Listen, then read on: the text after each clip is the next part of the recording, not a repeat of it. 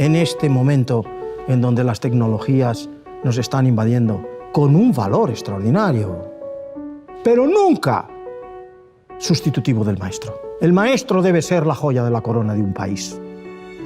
Es su humanidad lo que puede transmitir humanidad.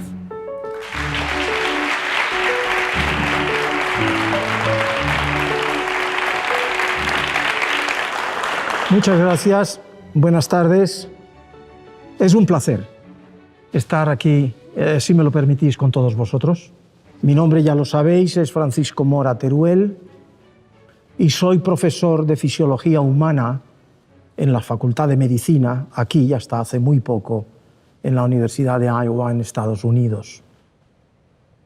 Y mi carrera ha sido aquella en la que comencé haciendo mi licenciatura en Medicina en la Universidad de Granada. Y esa licenciatura de Medicina también se siguió de hacer mi doctorado en Medicina.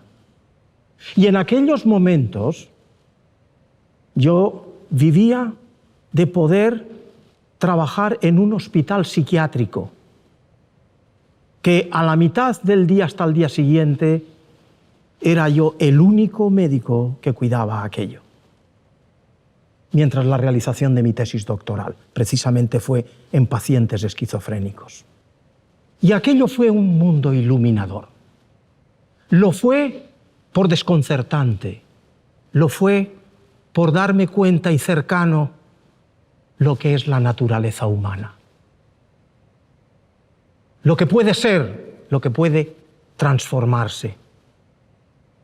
Y la verdad es que aprendí mucho de aquello y me di cuenta de lo que sabíamos en relación al cerebro y a las enfermedades.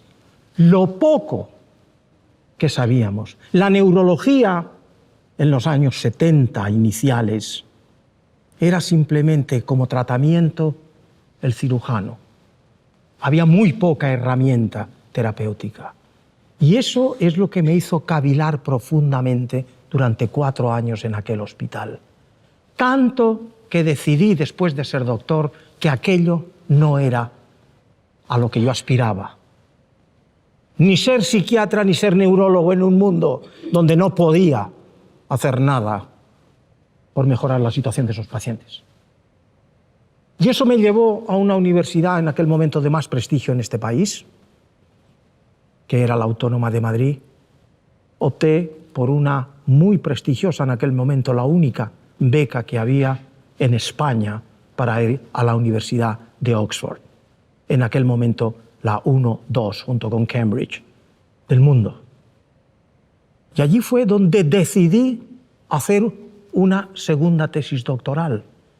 Después ya saqué una cátedra en Estados Unidos, estuve también mucho tiempo y en definitiva fue un tiempo, o ha sido un tiempo que me ha llevado en el fondo muy modestamente a los logros que he conseguido.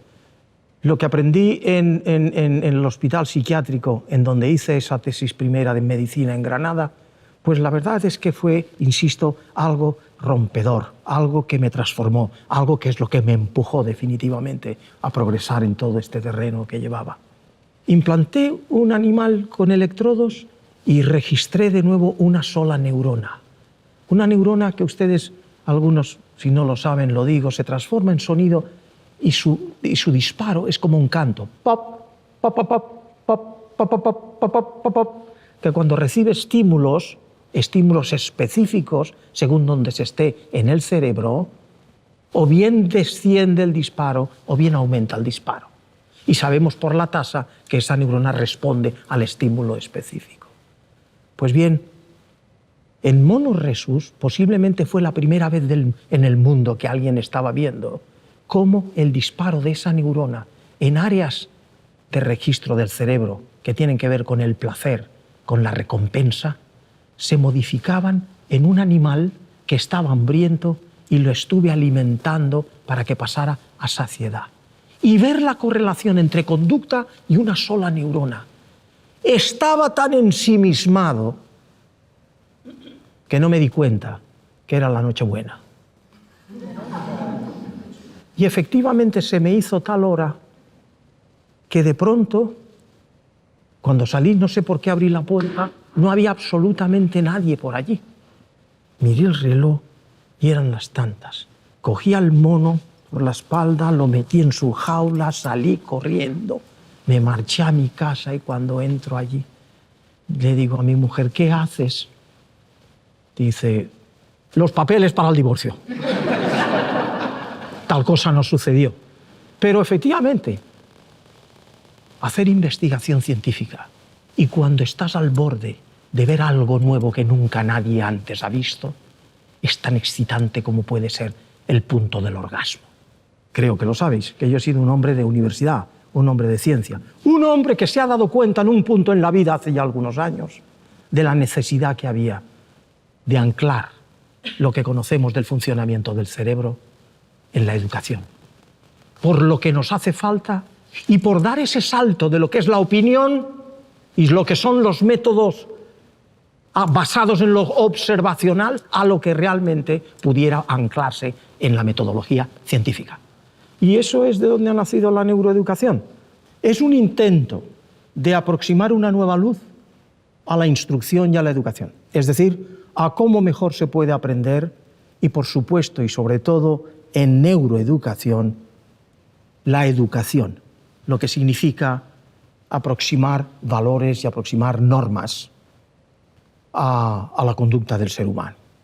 Y en este sentido, la neuroeducación pertenece a lo que hoy en el mundo es una revolución. ¿Qué es?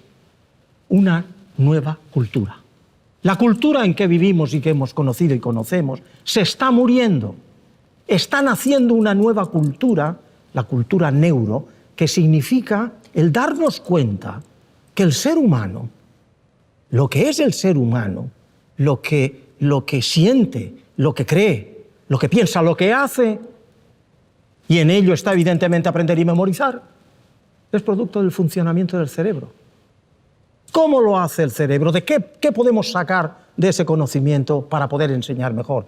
Pues muchas cosas que supongo que será lo que sigamos con el diálogo. Pero desde luego se viene a decir que en no mucho intentar enseñar sin conocer cómo funciona el cerebro será algo así como intentar diseñar un guante sin nunca antes haber visto una mano. La importancia, por tanto, de ello es trascendente, pero es tan nuevo que es discutido todavía. Hay docentes de prestigio que todavía en este momento dicen es que no es tampoco tan necesario hablar del cerebro. Yo puedo explicar lo mismo sin apelar al cerebro. Yo digo que por lo menos la neuroeducación hay que aplicarla ya, aunque solo sea, o aunque solo fuere, para atajar, destruir lo que son, y ustedes y vosotros habéis oído hablar de ello, los mitos, neuromitos o falsas verdades. Hoy todo el mundo habla del cerebro, porque es la referencia importante, más allá de la filosofía. Es lo que nos aporta datos constatados. Y cuando hablamos así, hablamos de que podemos hablar de la memoria, del aprendizaje y de la memoria. Podemos hablar, insisto y lo repito, de valores y normas. Pero podemos hablar ya con fundamento de lo que significa y el valor que tiene la atención. Por ejemplo, el ejemplo más paradigmático del valor que puede tener la neuroeducación es para habernos dado cuenta en un tema tan debatido como es ¿cuándo comienza un niño a leer? ¿A los 3 años? Como John Stuart Mill, que a los 3 años ya manejaba el inglés perfectamente y a los 7 era capaz de leer a Aristóteles en griego clásico. Evidentemente no. El niño que, sin embargo, tarda hasta los 7 años, evidentemente no.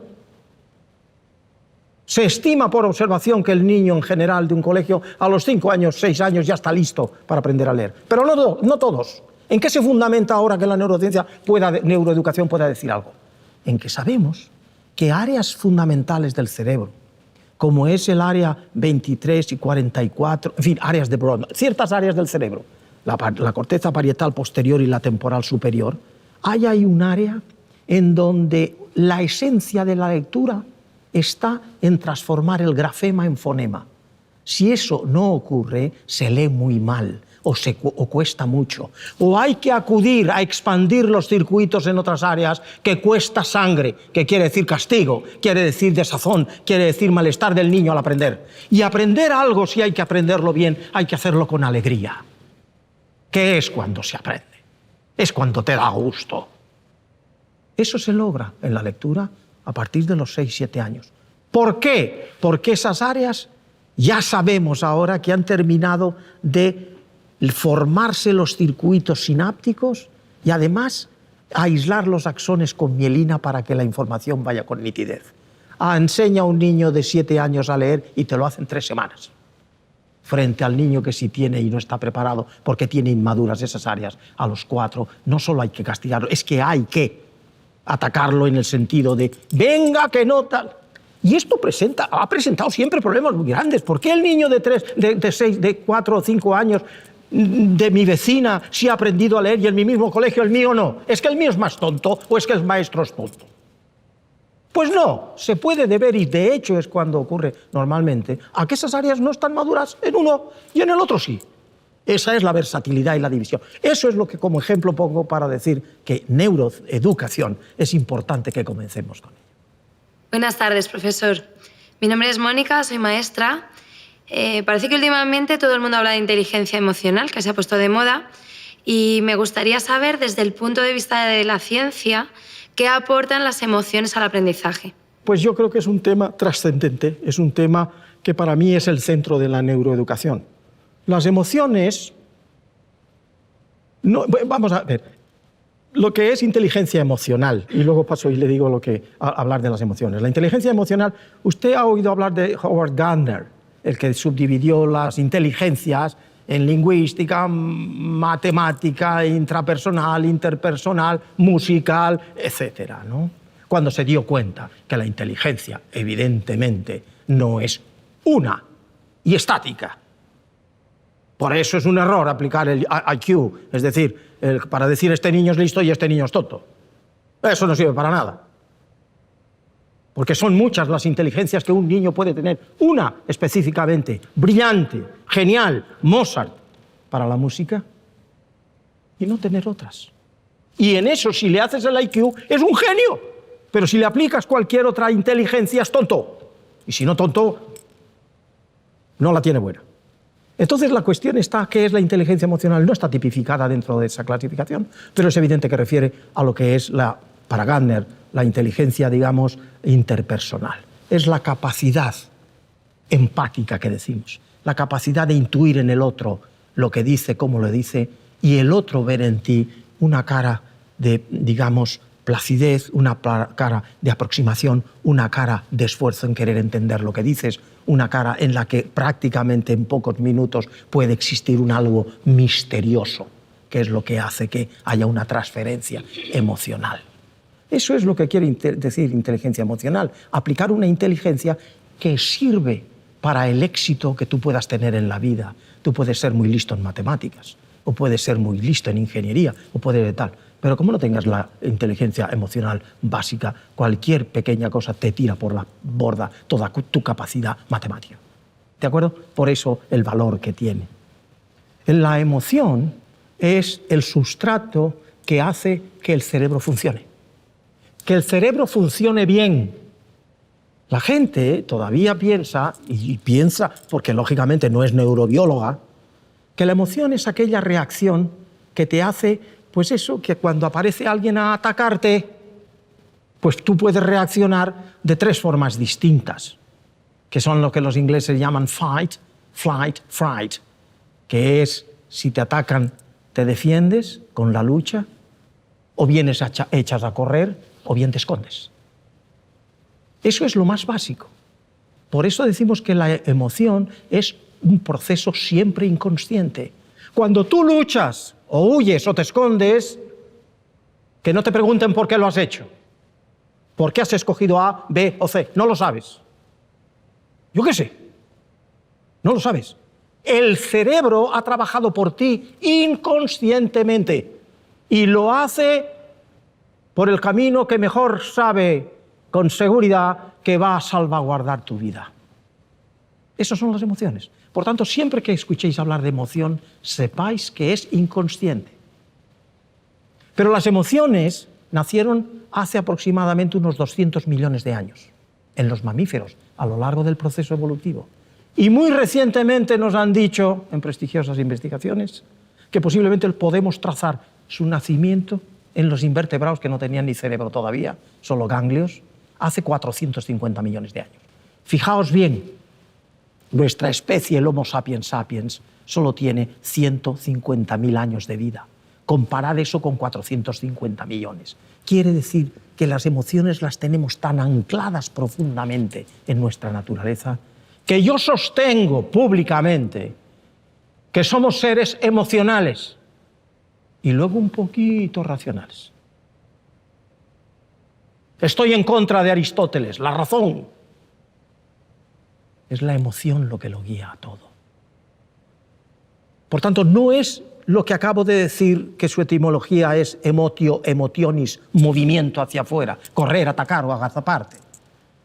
En el cerebro humano, las emociones, es decir, lo que se registra en un cerebro que se llama cerebro, dentro del cerebro, el cerebro límbico o cerebro emocional, manda información a toda la corteza cerebral, haciendo que ésta, cuando crea las ideas, cuando crea los procesos cognitivos, cuando crea el pensamiento y el razonamiento, pensar y razonar ya viene con ideas que están embebidas de un significado emocional. Somos mamíferos y ningún mamífero puede ejecutar ninguna conducta que no tenga un significado. Y eso es lo que hace además el ser humano, evidentemente. ¿Pero a través de qué? Que ningún otro animal lo hace. A través del sistema emocional. La información que entra por nuestros ojos, por nuestros oídos, por nuestro tacto, gusto, olfato, etc., canaliza, después de un largo proceso de elaboración del mundo, canaliza a través del sistema o cerebro emocional. Y es después que va a la elaboración. En definitiva, la emoción lo embebe todo. Sin emoción no hay pensamiento coherente y bien ensamblado. No puedes pensar. Sin emoción no hay toma de decisiones acertadas. Sin emoción no hay lo que es la memorización sólida. ¿Quién no sabe y recuerda precisamente que lo mejor que guardas es lo que ha tenido un significado emocional para ti? ¿Quién no recuerda? Bueno, a lo mejor alguien que ha tenido alta experiencia no, pero para algunos la primera experiencia emocional, la primera experiencia sexual de verdad, la recuerda muy bien. ¿Por qué? Porque tuvo un gran significado para ti, emocional. En el pensamiento igual. Y sobre todo, no quiero que se me olvide, la emoción es lo que te permite tener sentimientos. Entendedlo bien, porque a veces yo soy muy torpe para explicarlo. La emoción, os lo he dicho, es algo que es inconsciente. Todos los animales del mundo operan a través de mecanismos inconscientes. El perro no tiene conciencia. El perro no sabe en conciencia qué es lo que hace, pero lo sabe inconscientemente. El perro no tiene sentimientos. Y ahora os digo que el sentimiento es saber de una emoción. Cuando yo, junto con un ratoncito chiquito, un elefante, una jirafa, un delfín, un chimpancé, y yo mismo juntos, hay una gran explosión o nos van a atacar, todos reaccionamos con miedo. Todos. Pero solo yo sé que tengo miedo. Gracias a 700 gramos de corteza cerebral, casi 3/4 de kilo, dedicado a los procesos de pensamiento y consciencia. Ningún animal los tiene. Por esa es la gran diferencia. Por eso los sentimientos, que es la conciencia o el saber de una emoción, solo lo tiene el humano. Y en su plenitud, definitivamente. Aunque haya algún especialista que me dijera, vamos a discutir eso en el chimpancé. Dispuesto, estoy dispuesto. Pero Sigo sosteniendo que plenitud de sentimientos solamente lo tiene el ser humano. Si tuviéramos un chimpancé aquí y tenemos al lado un saco de bananas o el David de Miguel Ángel, para el que algunos hicimos, sin saberlo nadie en el mundo, ahora sí lo debe saber alguna gente, un vuelo de 3 horas de ir y volver para solo verlo en la academia, esa escultura de 5 metros de altura tan perfecta. Pues bien, pónselo al chimpancé y verás cómo el chimpancé se va y abraza a la escultura. ¿Va a hacer eso o realmente se va a comerse las bananas? Evidentemente las bananas. Ese sentimiento grande que embarga, ese sentimiento grande que te sobrecoge. Para mí lo que significa en el silencio de un gran auditorio escuchar la coral de la 9ª Sinfonía de Beethoven en su último movimiento me transporta. Eso tan grande solo es humano, pero es además un sentimiento que crea belleza.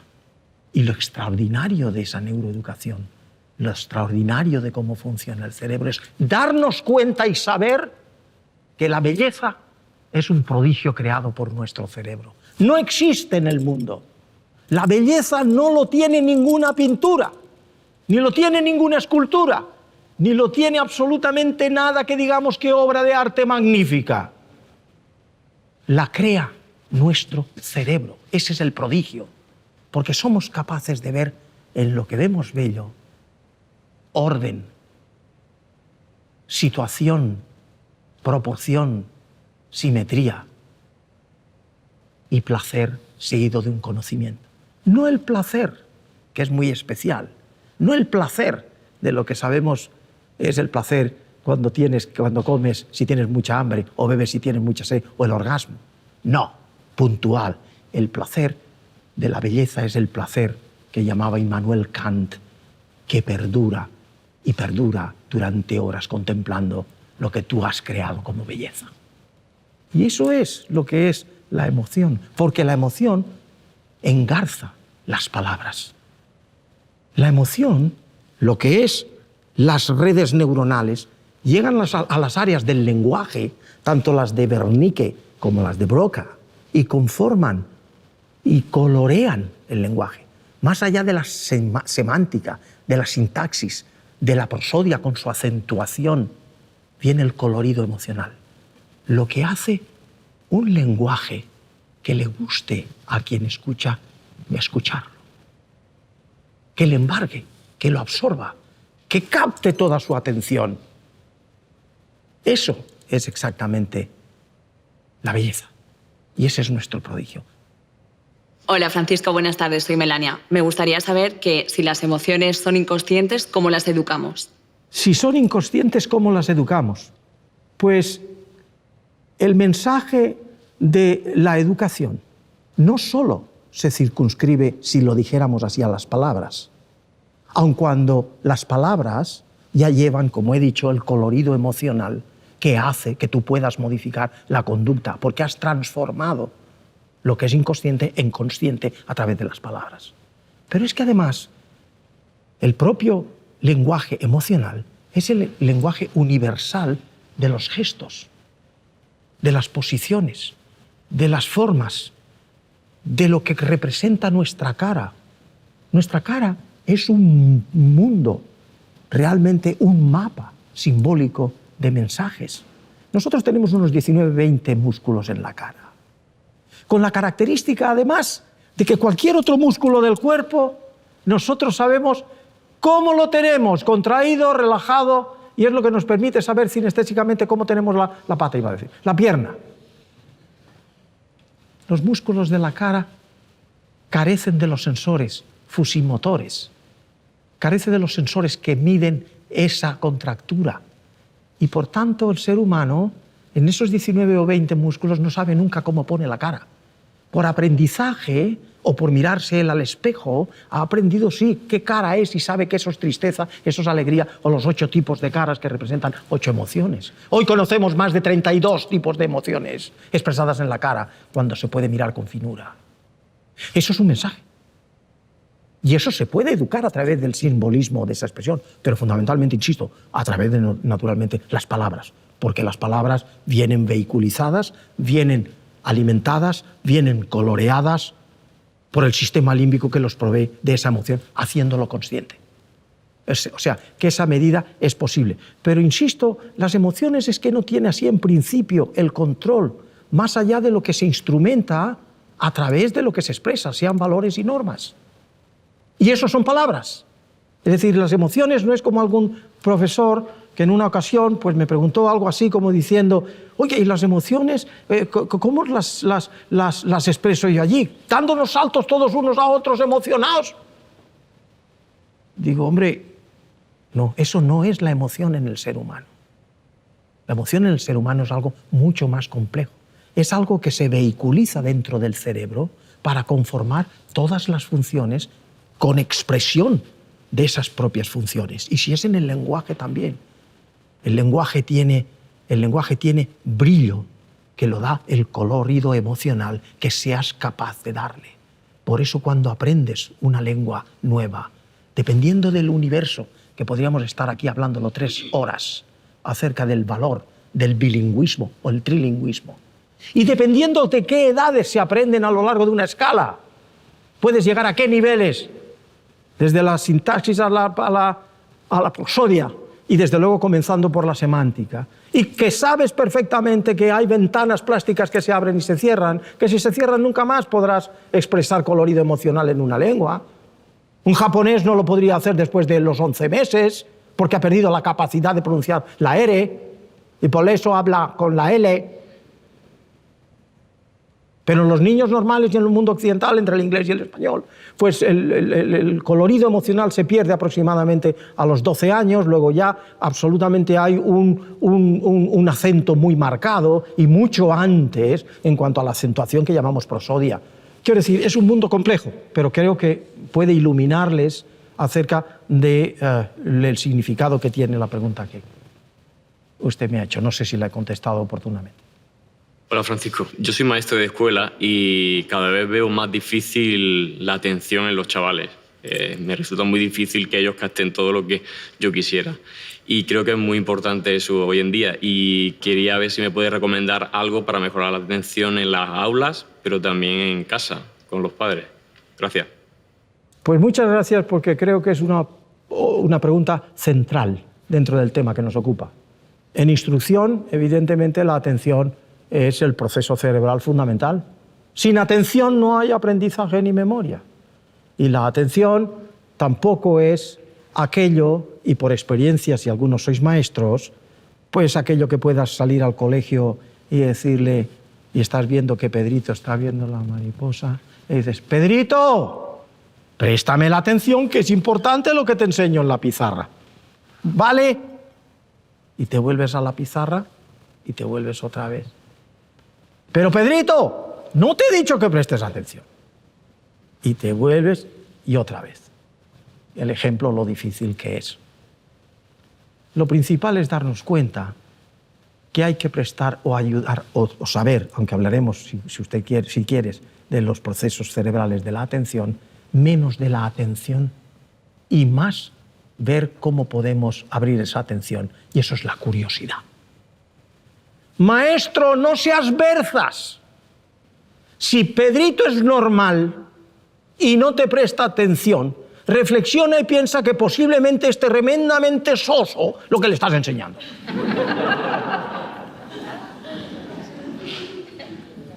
Así que tienes que hacer un esfuerzo en hacer despertar a Pedrito desde dentro. Y nunca más tendrás que coger la barrita de abedul y golpearle para que preste a través del castigo la atención. Eso es negativo, eso no es hoy. Hoy no se pueden aprender abstractos, conceptos, ideas con el abedul. Tiene que ser con la alegría. Y eso es hacerle interesante. Y insistió en una ocasión, tratando de este tema tan importante, pero dígame usted un ejemplo que de verdad una audiencia de mis estudiantes, por ejemplo, adolescentes que los tengo y no me hacen caso, y mira qué les digo y qué les hago. Vamos a ver, usted sale como profesor y le dice, hoy, niños, lleva cuidado, que son adolescentes, Hoy, es que los andaluces decimos un poco eso de niños.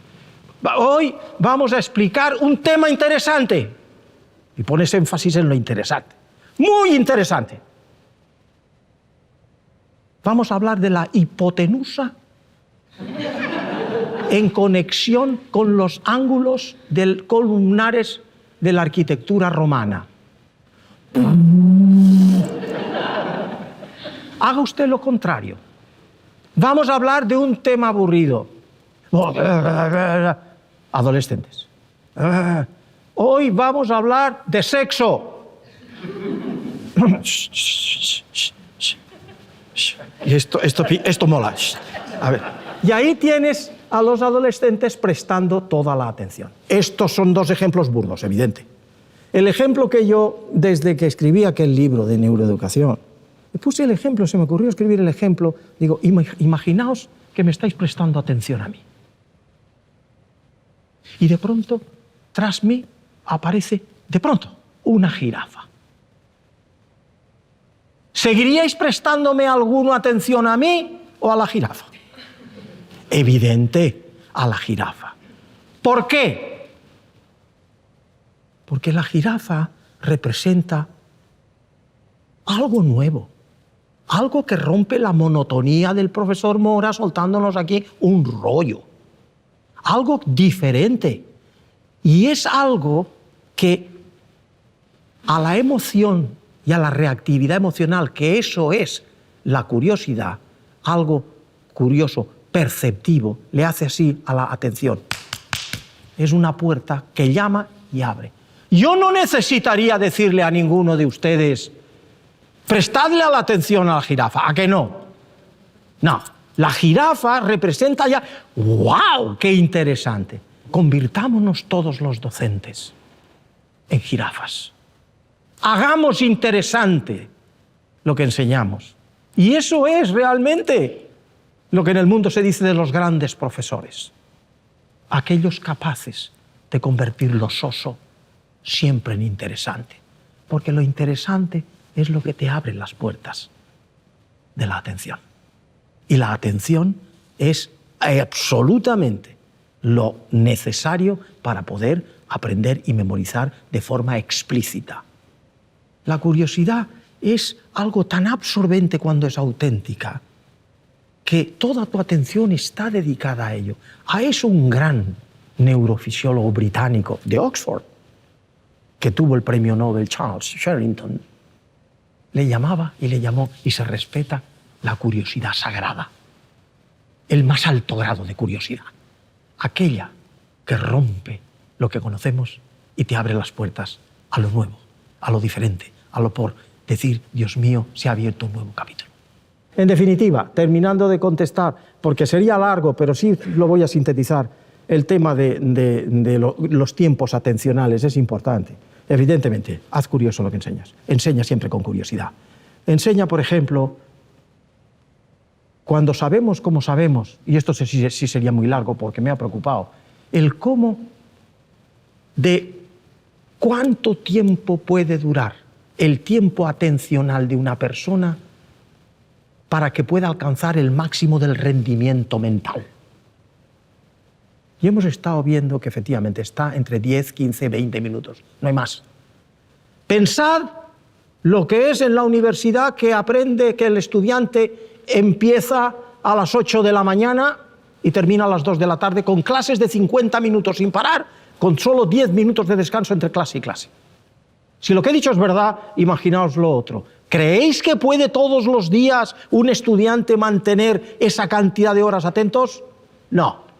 Tengo anécdotas, lo podría detallar, como he sido observacional y medirlo, solamente observacionalmente. Cómo se cae, cómo a principio de cada clase a las 8 de la mañana normalmente el estudiante comienza tomando notas y como a los 10 no, pero a los 15, 20 minutos los bolis empiezan a caer como fichas de dominó. Pop, pop, pop, pop, pop, pop, pop, hasta que aproximadamente hay algunos que duros hasta los 40 minutos, pero a los 40 se caen. No hay bolis, no hay bolis. El foco de atención. Hay que cambiar el formato. de la estructura atencional en las universidades, sobre todo y fundamentalmente, porque en los colegios los niños, ya lo sé, te interrumpen constantemente y forman parte de otro formato. De manera que esa realidad hay que tenerla en cuenta. Cada 10, 15 minutos hay que romper el discurso de lo que es la temática de esa clase, diciendo una anécdota, diciendo un chiste, diciendo tal. Si me preguntáis, ¿y usted qué hace? ¿Tú qué haces? Pues yo normalmente hago esas interrupciones no regladas, hablando de pequeñas cositas como las que os he contado del registro de una sola neurona. Me emociona hablar de esas cosas, me repatalea hablar de mí mismo, pero es que de las como anécdotas de otros pues no tengo ninguna. En cualquier caso, eso es lo que hago. Pero se puede hacer poniendo una fotografía. Se puede hacer esta tarde hay no sé qué de no sé cuánto. Se puede romper el discurso, porque se ha visto que en los 10-15 minutos la atención baja. Haces esa rotura de un 1, 2, 3 minutos en la atención, de pronto no comienza aquí que siga bajando, sube y vuelve a bajar. O sea que hay como episodios atencionales. Por tanto, atención sí, curiosidad más. Hola, profesor. Hola. Soy Bárbara, soy orientadora de FP y viendo cómo trabajan los alumnos y alumnas veo que mucha de la información con la que ellos trabajan está en la red, está en Internet. Y mi pregunta va en esa línea: ¿cuál es la figura de los maestros y maestras hoy en día, si son importantes, y cuál es su función en la educación de estos estudiantes? Es una pregunta de enjundia. En este momento en donde las tecnologías nos están invadiendo con un valor extraordinario, pero nunca sustitutivo del maestro. El maestro debe ser la joya de la corona de un país. Es su humanidad lo que puede transmitir humanidad. No lo esperes nunca de una máquina, no lo esperes nunca de un tablet. Un tablet sí, y un ordenador, ¿te sirve? Claro que te sirve. Pero como solo y exclusivamente trabajemos como eso en cualquier institución, o a no ser que sea un avanzado MIT y con disciplinas a discutir, en un niño lo que no puede hacer es no saber nada más allá de dónde tiene guardado lo que tiene que saber. Un niño tiene que saber poesía, un niño tiene que saber y algunas veces embellecer un discurso, o cuando es adolescente, de una gran poesía, de un gran trozo del literario. Hay que memorizar selectivamente y conocer, porque eso en parte también es aprovecharte para poder desarrollar las teorías, los talentos ejecutivos tan necesarios, como son la inhibición de funciones, como son la memoria de trabajo, la capacidad, por ejemplo, que me permite a mí estar echando estos discursos o rollos que os suelto, que significa una idea engarzada a otra. Eso es memoria de trabajo. La toma de decisiones para cambiar en este momento, si quisiera, a otra temática y poder seguirla perfectamente y volver al punto, como aquí ha ocurrido, de donde me he quedado. Eso son funciones ejecutivas. Eso hay que aprenderlo, eso hay que trabajarlo con el maestro, porque el maestro transfiere lo que hemos hablado aquí de emoción, transfiere esa humanidad que cuando lo leí en el discurso del Premio Nobel de Albert Camus en 1957, me clavó. Cuando recibió ese Premio Nobel tan joven, que ya sabéis, tendría 44 años. ¿Con qué nobleza? Dijo, y te lo agradezco a ti, maestro, y lo digo bien alto, para que todo el mundo sepa que si estoy aquí, te lo debo a ti. Eso no se puede decir a una máquina. Eso se le dice a un ser humano. Esa grandiosidad tiene que estar ahí.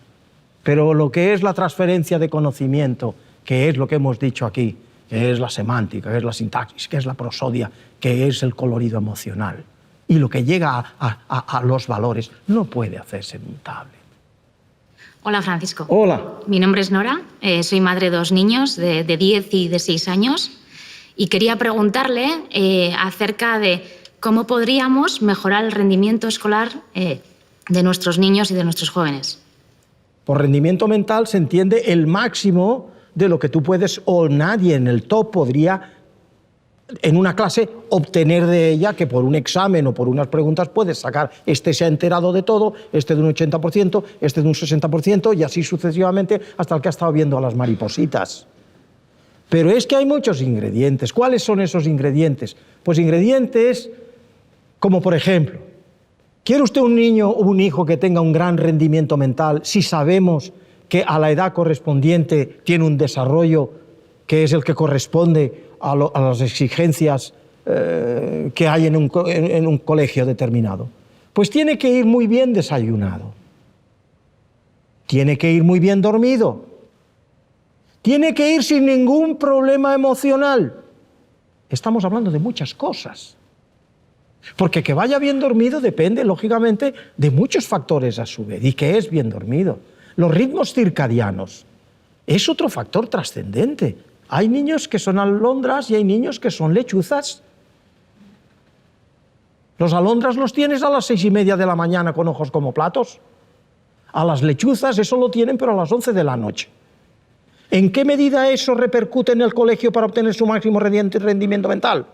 En que si no tenemos más oportunidad que tenerlos a todos juntos, poner las grandes materias, lengua, matemáticas, ponerlas a una hora donde más o menos se coincida con el ciclo, es decir, que tanto la lechuza como la alondra estén despiertos.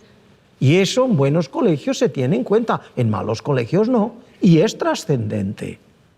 Tú ponle la matemática a las 9 de la mañana a una lechuza y verás tú, a las 9 de la mañana, se entera de la mitad.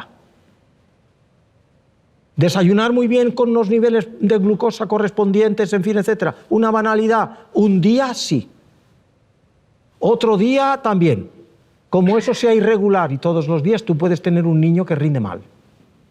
Pero además, es evidente que no solo depende del niño, depende, pues, de lo que tenga alrededor con la enseñanza.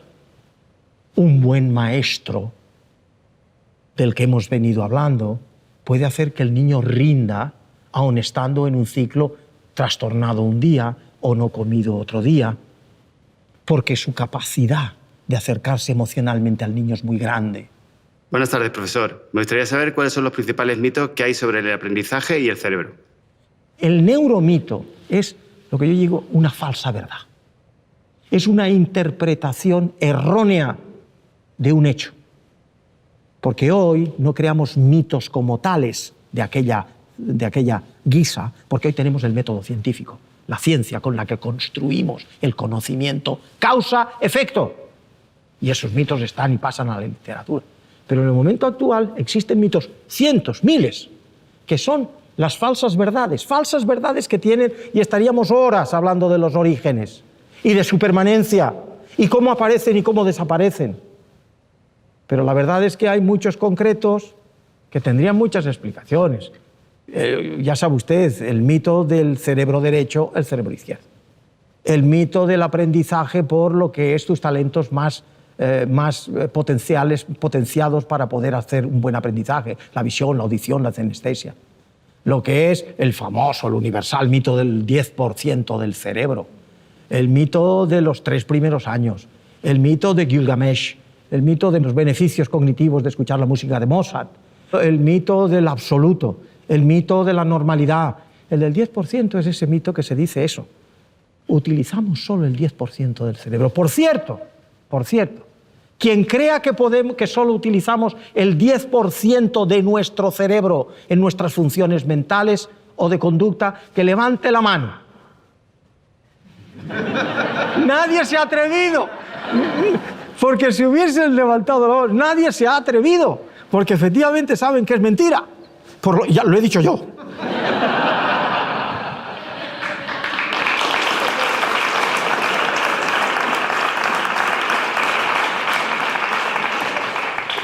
Tiene una larga historia.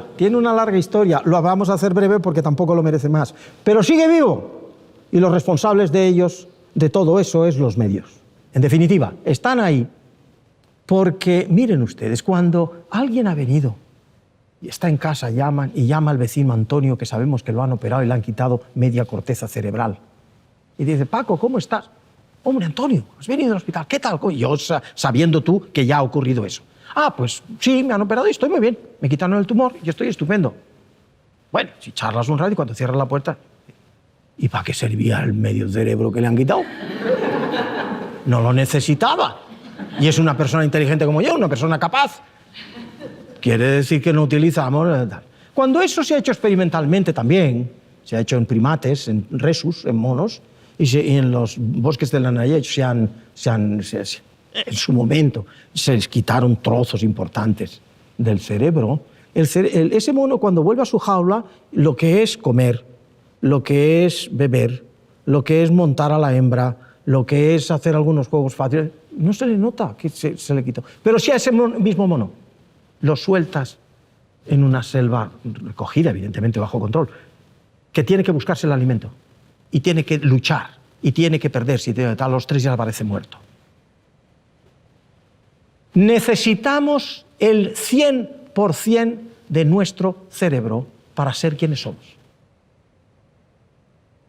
La cuestión está únicamente en darnos cuenta que las altas funciones cognitivas no están localizadas en un punto, en otro, aquí o allí. Que si ablacionamos esa parte, la persona quedaría completamente exenta, quedaría eliminada de poder, evidentemente, expresar esas funciones, puesto que no las tiene.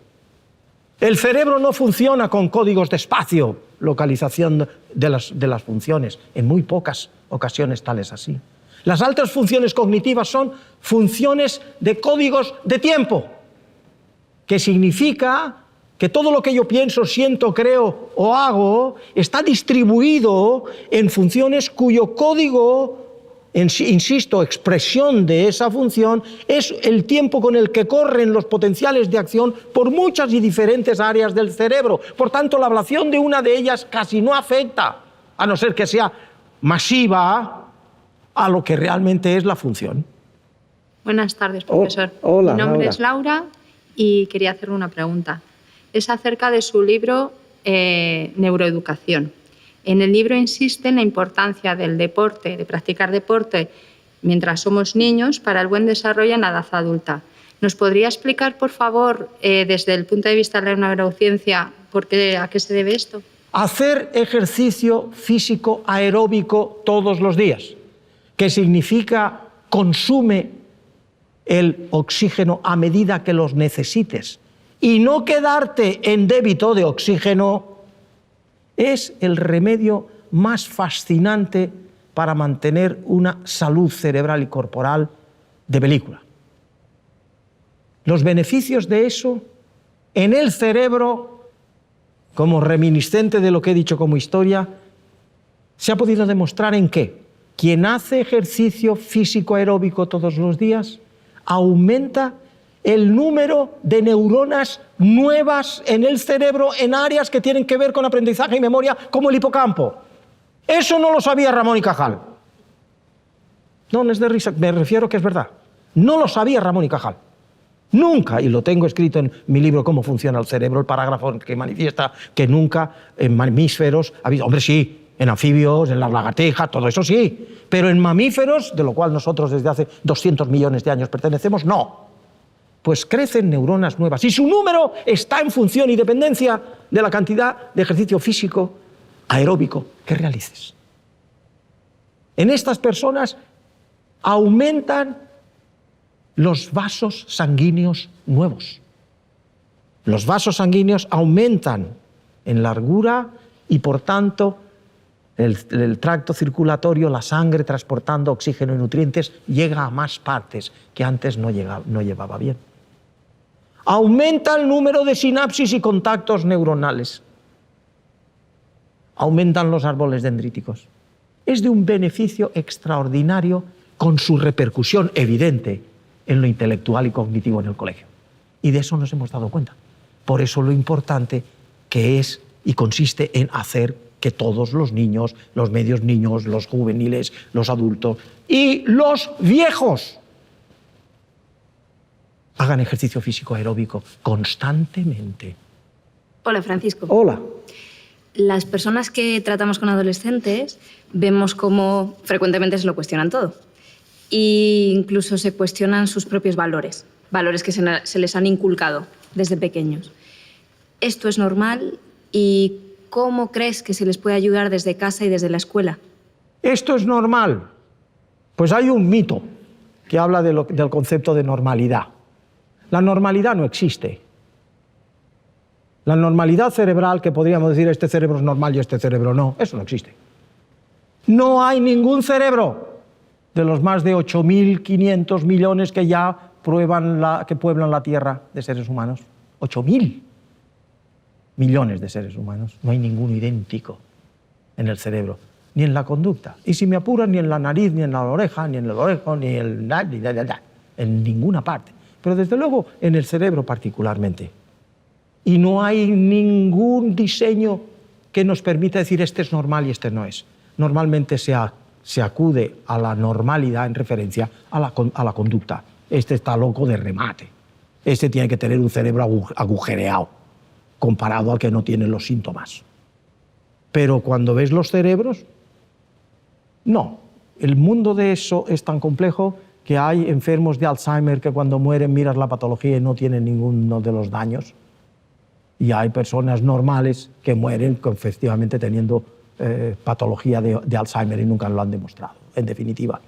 Por tanto, hablar de un adolescente que es el adolescente que de alguna manera, bueno, pues es la rebeldía, es con los valores, como me has mencionado, es aquel contestatario.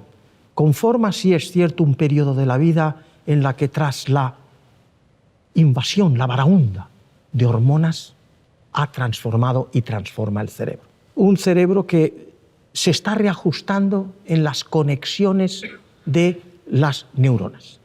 Hay muchísimas conexiones que desaparecen, pero es cierto que en esos procesos se han visto que en algunas áreas, además, pues existen hasta muerte neuronal con aumento de las otras neuronas que reajustan los circuitos. Es un cerebro en reajuste.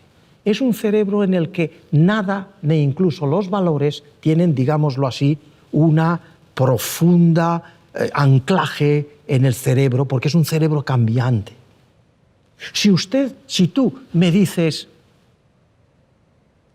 que si se pudiera hacer algo en ese proceso con alguien que ha tenido una educación que no es la educación que prepara para tener una buena adolescencia, te digo que aquí ahora me traes al adolescente y te digo que no se puede hacer nada.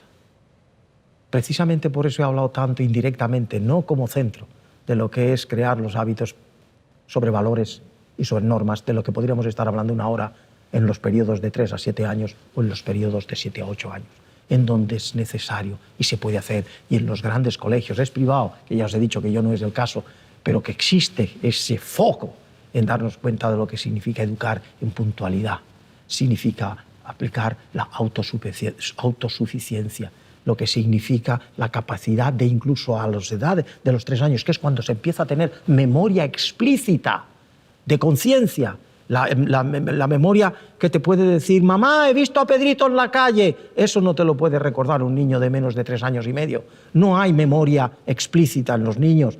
Sí hay la creación de fobias a un niño maltratado o abusado, pero no hay recuerdo explícito de quién, cómo y a qué hora, porque el hipocampo no está desarrollado. Pues bien, entre los 3 y los 7 se puede instrumentar una buena educación, la educación puntual, la educación que se cree como hábito. Y entonces a donde voy con todo esto es que el adolescente tenemos que crearle hábitos desde pequeño, pero también esa estructura que significa mental llegar a que tenga complacencia, porque uno de los fallos que tienen los adolescentes es que adolecen de recompensas. Siempre se sienten que no han tenido el placer suficiente, la recompensa suficiente por lo que hacen. Necesitan tener aplauso. Y eso no existe en nosotros, o por lo menos no existe en general a esa edad. Y por tanto siempre están en querencia de ellos. Por tanto, cuando llegas a esa adolescencia con esos nuevos, con los valores, ¿qué valores se pueden poner cuando el adolescente nuevo llega allí? Pues mire usted, a partir de esos 12 años hay que instrumentar bien, y ya deben haber estado, los valores que presiden nuestra dignidad humana, la libertad, la dignidad, la igualdad, la nobleza, la justicia, la verdad, la belleza, la felicidad, el placer, el castigo. Todo eso hay que instrumentarlo poco a poco y con los ejemplos que el niño de 3, 4, 5, 6, 7, 8, 9, 10... Y cuando llega a la adolescencia, que tiene un cerebro donde hay una reestructuración neuronal, ¿sabe usted en qué partes del cerebro fundamentalmente? En las más frontales, que son las que no codifican ahí la función, se lo he dicho, es temporal, pero ahí hay nodes en hubs, que son distribuidores de esa función a lo largo de todo el cerebro, que son los que codifican para la responsabilidad. Sobre todo la frontopolar, área 10 del cerebro de Brodmann. Si eso está maduro y llega a esa madurez, el niño tiene que tener ya instrumentados los hábitos que anclados ahí, los va a utilizar como tú conduces, como tú manejas tu coche. Si no, hacerlos ahí a esa edad, forget it, olvídalo, no puedes. Hola Francisco, ¿qué mensaje querrías lanzar a los educadores y a los padres para mejorar la educación de los niños del futuro? Siento reiterarme, es verdad, pero soy muy insistente. Es decir, tomar conciencia del valor de la educación, para empezar, que significa el ser humano es lo que la educación hace de él. Tan es así que si hoy cogiésemos en tu colegio o en tu familia o tú adoptaras un niño de la antigua Roma, 2500 años, o un niño del Paleolítico Superior, 10.000, 12.000 años, y nada más nacer, lo trajésemos, posiblemente el maestro en el colegio no sabría distinguirlo de un hijo mío. Aunque yo tengo dos muy majos. No sabría distinguirlo. ¿Por qué? Porque lo que va a hacer en esos niños no son sus genes, que apenas se han cambiado desde entonces. Lo que ha cambiado es la cultura que nos envuelve. Somos lo que somos por esa capacidad plástica que tiene el cerebro de transformarse con las palabras, con la emoción, con los sentimientos. Es lo que nos hace ser lo que ahora somos. Pero no diferimos. Ni por piel, ni por genes, ni por absolutamente lo que ya es obsoleto, raza, ni absolutamente nada. Somos lo que la educación hace de nosotros. Debiera tener un punto de inflexión en un país como este, en donde, como yo digo tantas veces, el deporte nacional es el fútbol. La mitad a lo mejor diríais que sí, ahora que tenemos los mundiales. Yo digo, no. El deporte nacional es engañarnos los unos a los otros. Es lo que hacemos cotidianamente, lo más deshonesto que puede haber. No digo que no guardemos nuestra intimidad, no estoy diciendo eso, pero sí que guardemos la intimidad de todos, con respeto, y creándonos y respetando lo que nos hemos dado como convivencia. Eso no existe aquí. Aquí el que más y el que menos todavía está diciendo, venga niño, sé listo y trata de... Mira, a ver... Principios sólidos, básicos, que sean hábitos. Eso es lo que yo requiero para un pueblo como el nuestro, un pueblo en el futuro, en donde no tenga que pensarse cuándo ponemos al niño qué va, sino instrumentarlo, creando el hábito que nos haría mejores. Mejores ciudadanos, mejores, a mayor mejoría como valor, mayor capacidad de seguir adelante en todo lo que signifique la ciencia, en todo lo que signifique el conocimiento, en todo lo que signifique el respeto. Se me ocurre pobremente decir nada más. Eso es lo que se me ocurre. Gracias.